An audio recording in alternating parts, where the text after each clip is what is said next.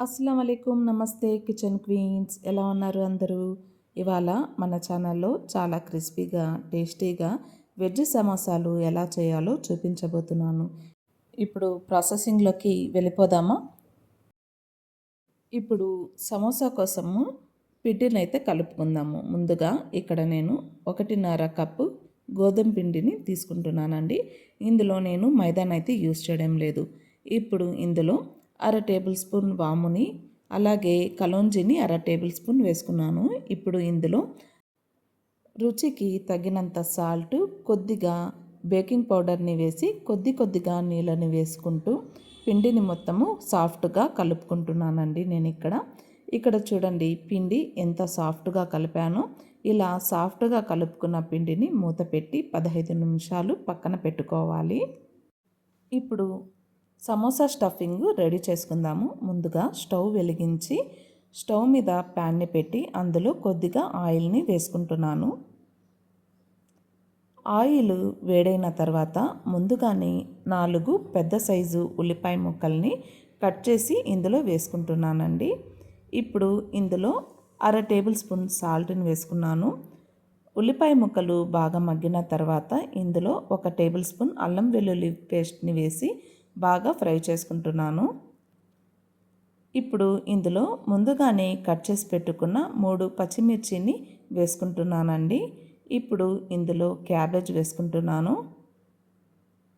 క్యాబేజ్ని కొద్దిగా ఫ్రై చేసుకుంటున్నానండి. ఇక్కడ నేను క్యాబేజీలో ఉండే స్మెల్ అంతా వెళ్ళేంత వరకు ఫ్రై చేసుకున్న తర్వాత క్యాప్సికమ్ ముక్కలు, బీన్స్, ఆలుగడ్డ ముక్కల్ని వేసి బాగా కలుపుకుంటున్నాను. ఇందులో ఉండే పచ్చివాసన వెళ్ళేంత వరకు బాగా ఫ్రై చేసుకోవాలి అండి.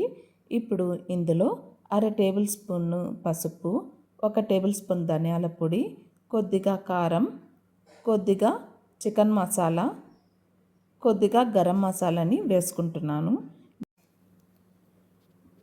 వెజిటేబుల్స్ మసాలా బాగా పట్టేంత వరకు లో ఫ్లేమ్లో పెట్టి వీటిని ఫ్రై చేసుకోవాలి అండి. వెజిటేబుల్స్ని 80% మాత్రమే కుక్ చేసుకోవాలి. ఇప్పుడు ఇందులో 1/2 గ్లాసు వాటర్ని అయితే వేసుకుంటున్నాను. వీటినన్నిటినీ బాగా కలుపుకున్న తర్వాత ఇక్కడ నేను ముందుగానే ఉడికించి పెట్టుకున్న బఠానీని వేసుకుంటున్నానండి.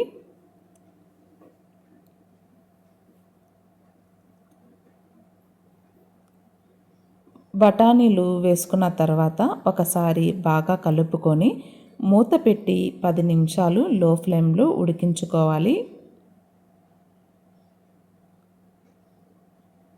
ఇప్పుడు మూత తీసి కొద్దిగా కొత్తిమీరని వేసుకుంటున్నాను. కొత్తిమీరని వేసి ఒకసారి బాగా కలుపుకొని ఈ స్టఫింగ్ చల్లారేంత వరకు పక్కన పెట్టుకోవాలి. ఇప్పుడు ముందుగానే కలిపి పెట్టుకున్న సమోసా పిండిని కొద్దిగా తీసుకుంటూ చపాతీలాగా ఒత్తుకోవాలండి. ఇలా ఒత్తుకున్న చపాతీని ఒక చాకుతో మిడిల్లోకి కట్ చేసుకోవాలి. ఇప్పుడు ఒక సైడు చపాతీ పిండిని తీసుకొని ఇలా వీడియోలో చూపిస్తున్నట్టు అంచుల్ని ప్రెస్ చేస్తూ కొద్దిగా ఇలా కోన్ షేప్లోకి రెడీ చేసుకోవాలి. ఇప్పుడు ముందుగానే రెడీ చేసి పెట్టుకున్న స్టఫింగ్ని కొద్దిగా ఈ కోన్లోకి వేసుకుంటూ చాలా స్మూత్గా అంచు భాగాల్ని ప్రెస్ చేసుకోవాలండి. వీడియోలో చూపిస్తున్నట్టుగా చాలా స్మూత్గా కొద్దిగా వాటర్ని అంచు భాగాలకి తడుపుతూ ఇలా ప్రెస్ చేసుకోవాలి. ఇక్కడ చూడండి సమోసాలు అయితే రెడీ అయిపోయినాయి. చాలా టేస్టీగా క్రిస్పీగా ఈ సమోసాలు అయితే ఉంటాయండి. ఒకసారి ఈ సమోసాలని మీరు కూడా ఇంట్లో ట్రై చేసి చూడండి. ఇలా రెడీ చేసి పెట్టుకున్న సమోసాలని ఫ్రై కోసము ఒక కడాయిలో కొద్దిగా ఆయిల్ని తీసుకున్నాను. ఆయిల్ మరీ హీట్గా కాకుండా మీడియం హీట్లో ఉన్నప్పుడే సమోసాలని ఒకదాని తర్వాత ఒకటి వదులుకోవాలి. ఒకవేళ ఆయిల్ హీట్ ఉన్నప్పుడు వదిలితే ఫిల్ చేసి పెట్టుకున్న స్టఫింగ్ మొత్తము బయటకు వచ్చేస్తుంది. కాబట్టి లో ఫ్లేమ్లో ఉన్నప్పుడే సమోసాలని వదులుకోవాలి. ఇప్పుడు లో ఫ్లేమ్లోనే సమోసాలని అన్నిటినీ ఫ్రై చేసుకోవాలి. ఇక్కడ వీడియోలో చూపిస్తున్నట్లు లో ఫ్లేమ్లోనే సమోసాలన్నిటినీ గోల్డెన్ బ్రౌన్ కలర్లోకి వచ్చేంత వరకు ఫ్రై చేసుకోవాలి. అంతేనండి, చాలా సింపుల్గా సమోసాలు అయితే రెడీ అయిపోయినాయి. మీరు కూడా తప్పకుండా ఒకసారి ఈ సమోసా రెసిపీని మీ ఇంట్లో ట్రై చేయండి. అలాగే మీకు గనక నా వీడియో నచ్చినట్లయితే ప్లీజ్ నా ఛానల్ని సబ్స్క్రైబ్ చేసుకోండి. Thank you for watching.